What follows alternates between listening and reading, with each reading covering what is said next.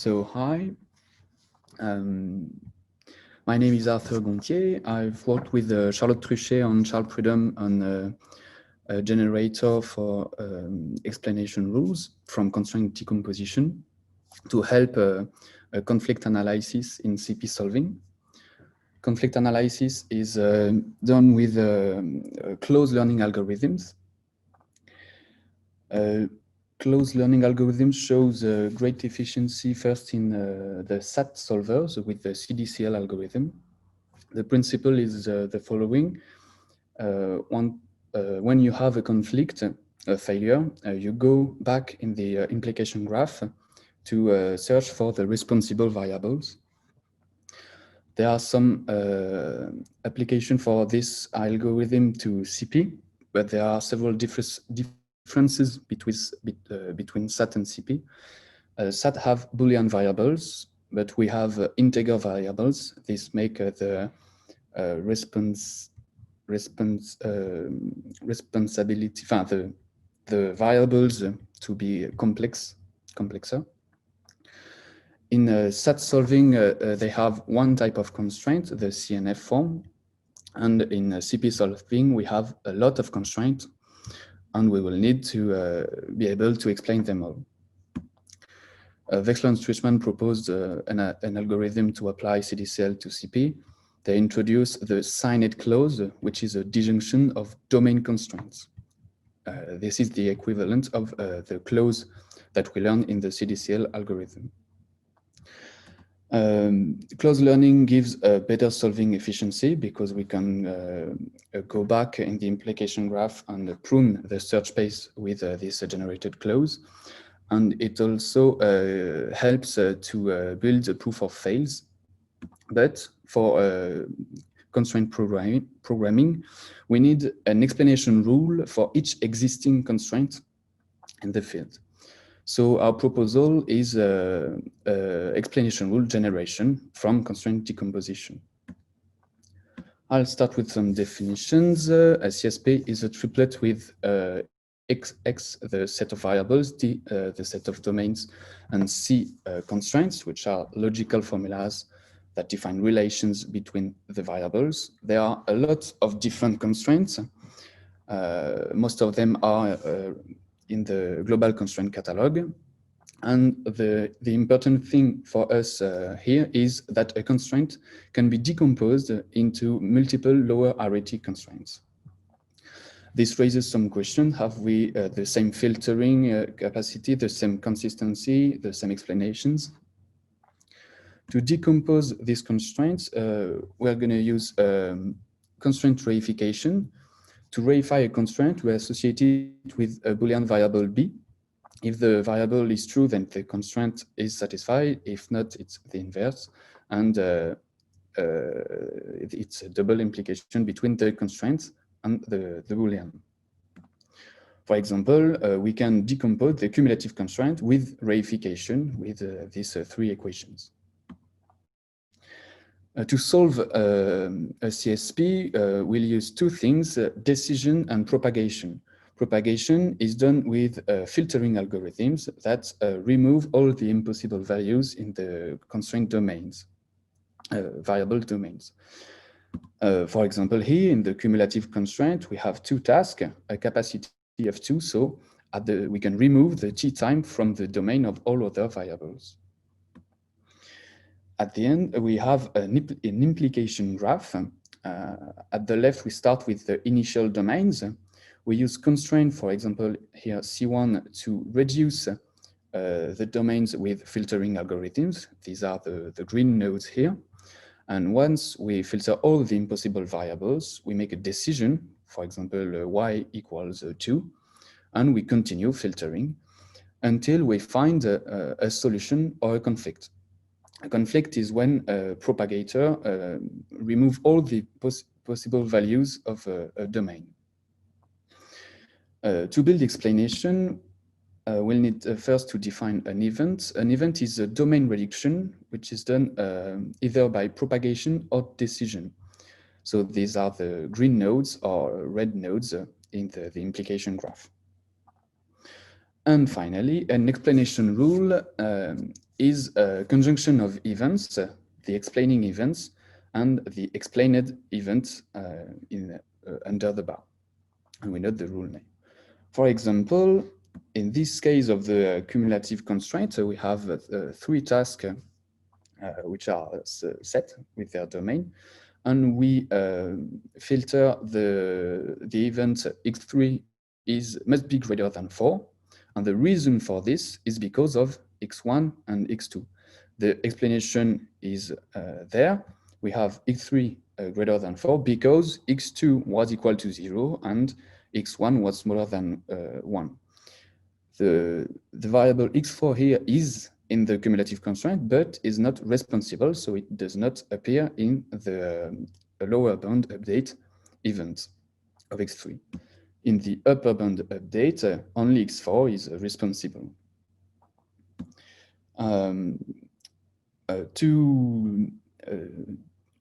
For our generator, we'll need to define a decomposition formalism. So first, we have the reified events, equality, inequality. We add conjunction, disjunction over Boolean variables, and the sums of Booleans, lower, greater, equal to a constant C. For each of these equations, we'll need to find their basic rules.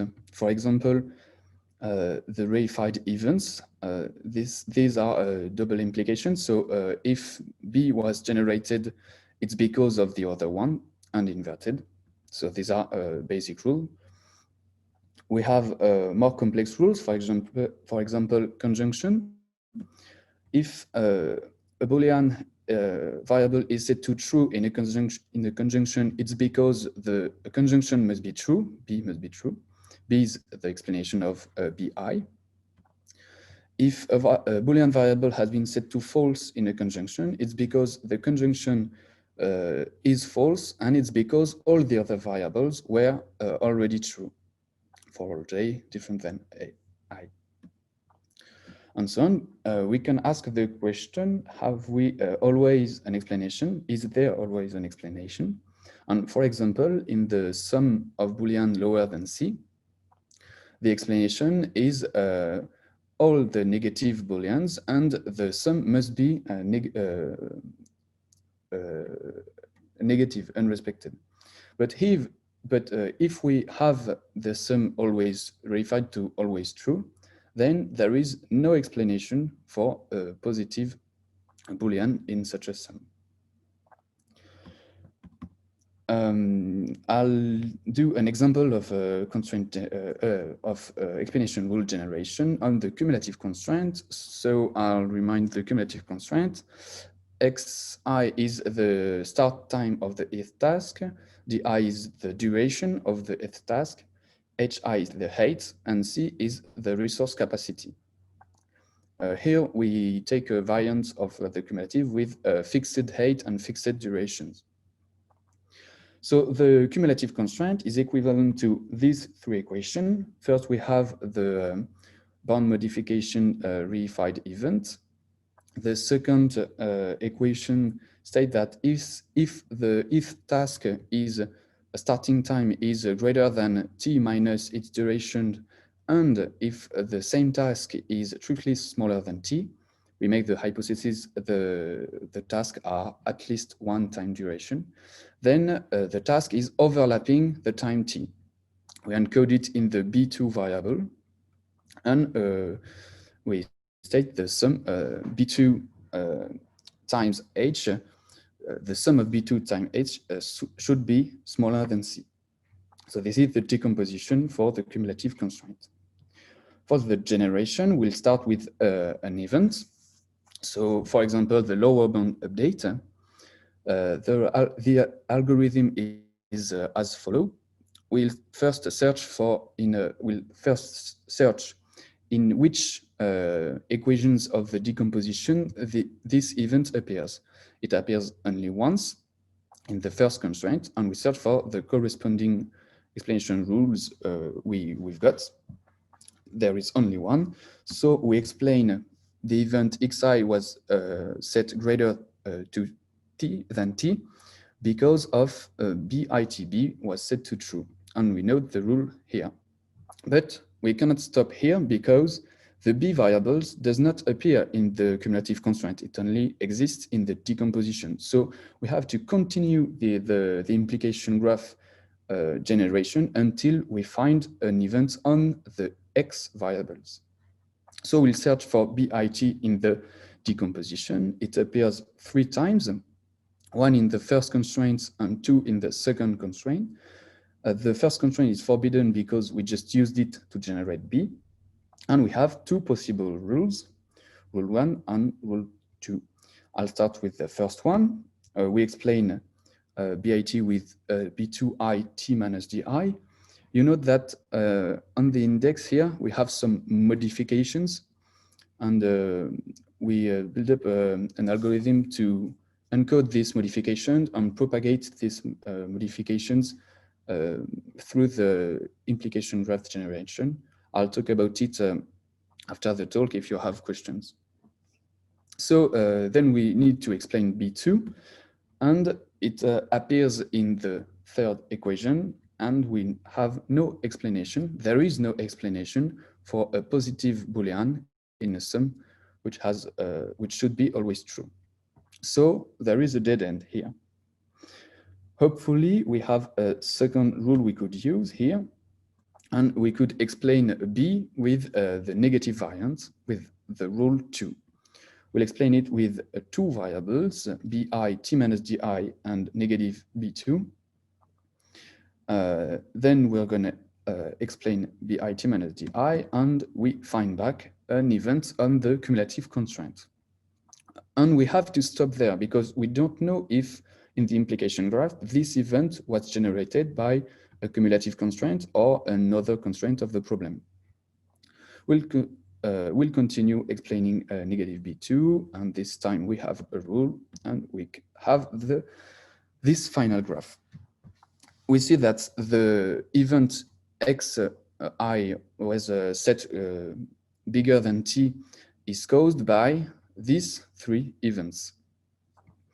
We have to add the unexplainable branch, and to differentiate it from the others, we'll add some nodes with or and ands in the graph.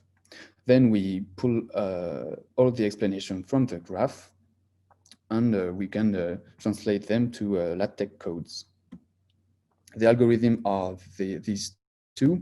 We have 2 recursive functions, a function that finds an event in the decomposition and then call the corresponding rule on each of them.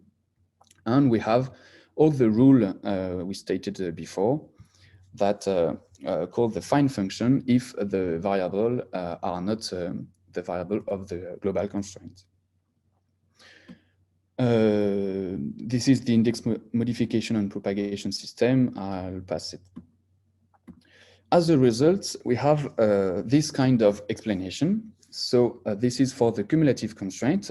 The lower bound event is explained by these 3 events. These are the 3 nodes that we found in the graph. And if we take a closer look, we can see that this event is ensuring bound consistency. And these events are the other tasks that are overlapping the time t. And this is due to the index propagation system. Once we have the decomposition, we can ask for another event, for example, the upper bound event, and this is the generated explanation. So for any constraint we can decompose in the formalism we defined earlier, we can generate explanations. Once we have these explanations, we can use them in closed learning algorithms in CP solvers to help resolution. For example, we implemented this explanation of the cumulative constraint in the Choco solver, which is an open source Java library for constraint programming. And we have the following results. On the RCPSP Minizang first instances, without any explanation, we have over 1 million nodes on the instance number 00, and we have only 244 nodes with the generated explanations, so these explanations. I also run the instances on the Shift solver, which uses lazy close generation. On the first 10 instances ranked by difficulty, we see that on the easiest instances, the explanation don't do much. Sometimes they made more nodes than without any explanations. But after the instance number 0, we have 1 million nodes here on the without any explanation, and we have only 200 nodes for resolution with explanation. So we see explanation can help even if the explanation rule were generated by a tool by the decomposition, they can help resolution. As a conclusion, we defined a decomposition formalism. We have a rule generator that generates a LaTeX rule to be read. For any constraint, we can decompose in the formalism, in the decomposition formalism. And we have an example in the Choco solver of the use of this explanation. This explanation might not be the best explanation we could find, but they are still very useful for resolution. For ideas to explore, we could expand the decomposition formalism. We also could make a rule learning system. When the generator generates a new rule, it could learn this rule to expand the decomposition formalism. We could think a better and simpler index propagation system, and we could add some dominance rule analysis. Sometimes we have a lot of rules, and some of them are weaker than others. We could add some algorithm to find the strongest one. Thanks for your attention.